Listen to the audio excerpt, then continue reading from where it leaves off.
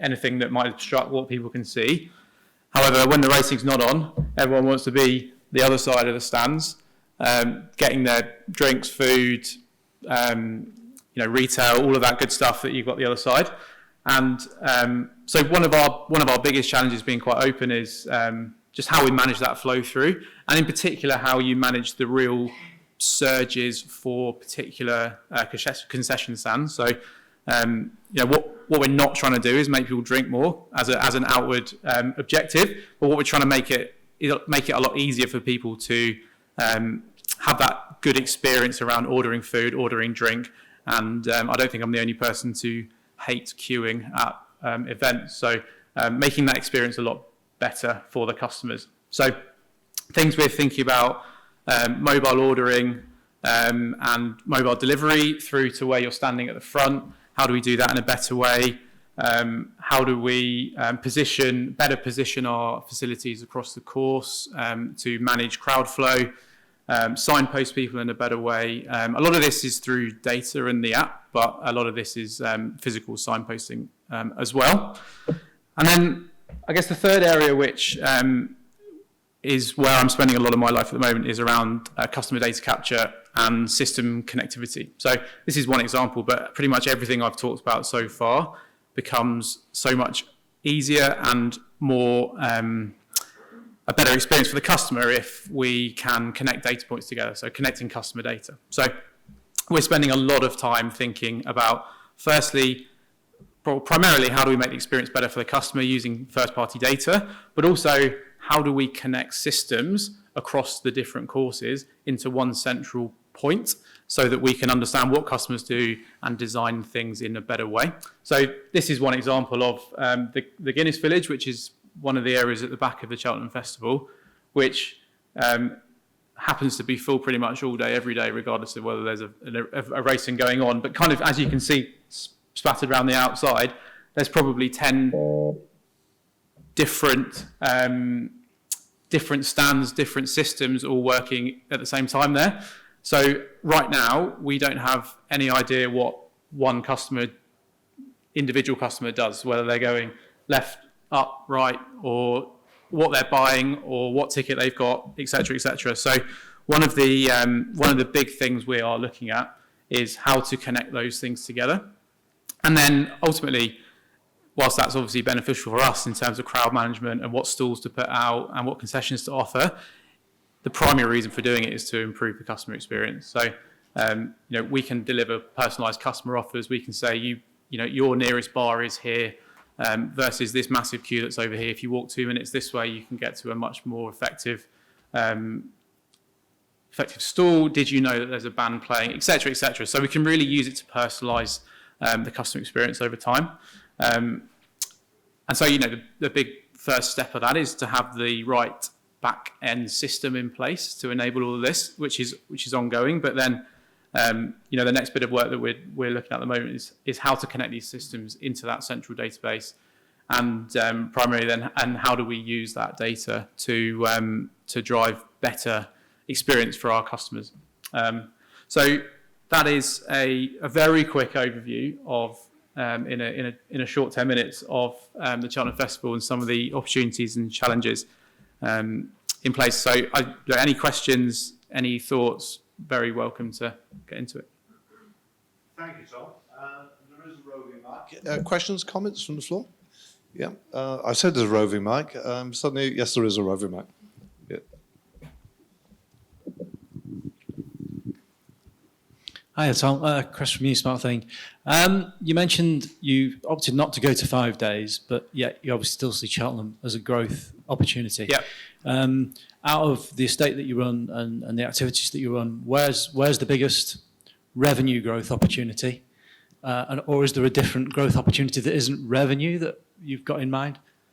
So it's a little bit of both, to be open. So currently Tuesday, Friday are our most effective days. Wednesday, Thursday don't sell out. So that's the kind of short term, is to make sure every day sells out. We've actually also this year capped capacity of each day to make the experience a lot better for our customers. So a lot of the feedback we had last year was that it was, especially when it rained, it's just not a particularly enjoyable place to be at times because everyone's crammed into sort of some areas. When it's sunny, there's not many better places to be. But so what we've done, we've actually taken 5,000 people out as well as capping it at 4 days. So it's kind of a double area to that. But I mean, that's again, we're there because we want to make the experience the best for our customers and our racing products. So that's the reason behind that. So in terms of a revenue opportunity, it's about Wednesday, Thursday, sorry. There's also an opportunity to, if I kind of scooch back a couple here, there's a massive area in the middle of the track that's just untapped at the moment. So there's some logistical challenges that we have to face to get people in there in a safe way and for horse movement, etc. But my old world is golf, and the amount of green space that's unutilized in both of these sports is both an opportunity and a challenge, I think, from a logistic point of view. But from a long-term growth point of view, we'll definitely look at the centre of the track here and how do we optimise that space, something that Ascot do really well for their summer race days.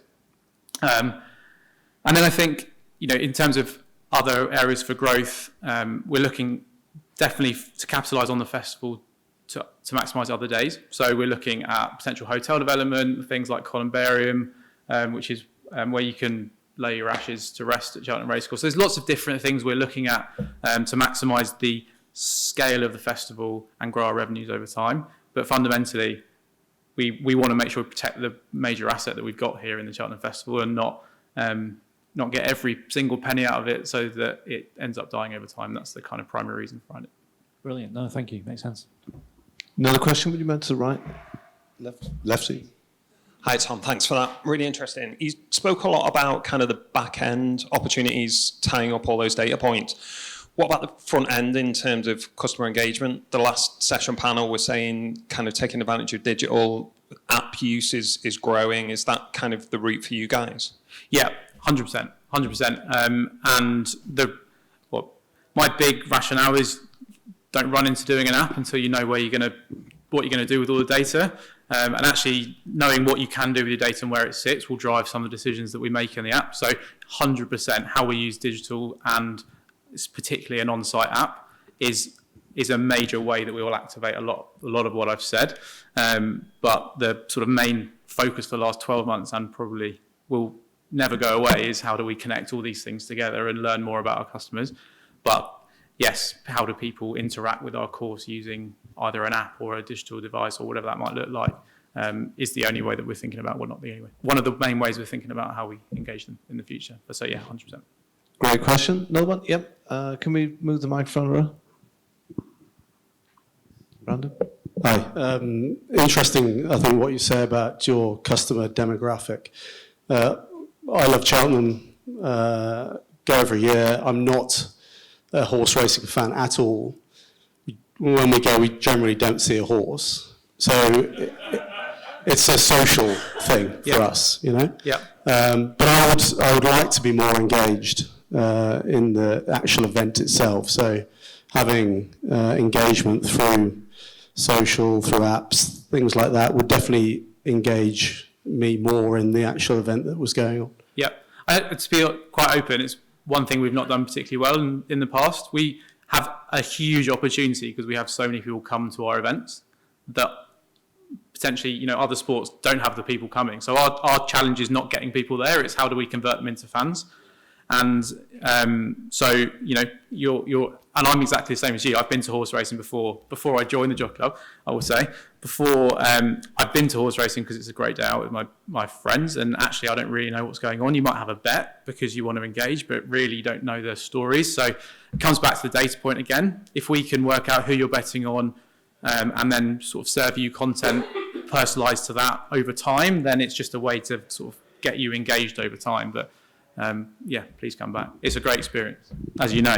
But yes, you're 100% right. How do we get you and there's a lot of people like you at Cheltenham, at Aintree, even I won't say worse, but more skewed towards people who don't engage with the racing. And actually, crowd movement at Aintree is much less of an issue because people stay in the bars.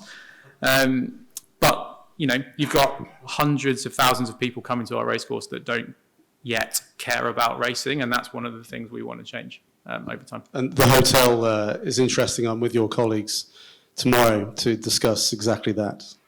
Great. I mean, yeah, I think it will be a game changer for Cheltenham in particular. So I'm super excited about the hotel. Great question. So it's a thing on 4 legs. It's the horses with the big ears. And any other questions, comments, folks? How are we doing on time, Tom? I think. Tom, are you happy to have a chat with people in the margins during the day? 100%. I'm here all, most of the day and then here tonight. So come grab me if you want to have a natter about horse racing or anything. Yeah, no, that's great. I mean, it's interesting. Somebody mentioned to me yesterday that was at Silverstone recently that 90% of the people that went to Silverstone recently were first time at the Grand Prix, all because of the Netflix series, apparently. Yeah. That's what they put it down to. What's it called? I forget what it's called. I've seen it, but it's interesting. So it's a hell of a number if that's true. So maybe that's getting people more interested in the racing aspects. And that's one of the ways. But I mean, every sport's trying to do a drive to survive, so it's cutting through the danger of it. Yes, there's lots of ways to do it. So. Yeah, Tom, thanks. It's Thanks great. very much. You're bringing your experience from cricket as well, which is fantastic. So thank you, Tom. Really do appreciate you doing that.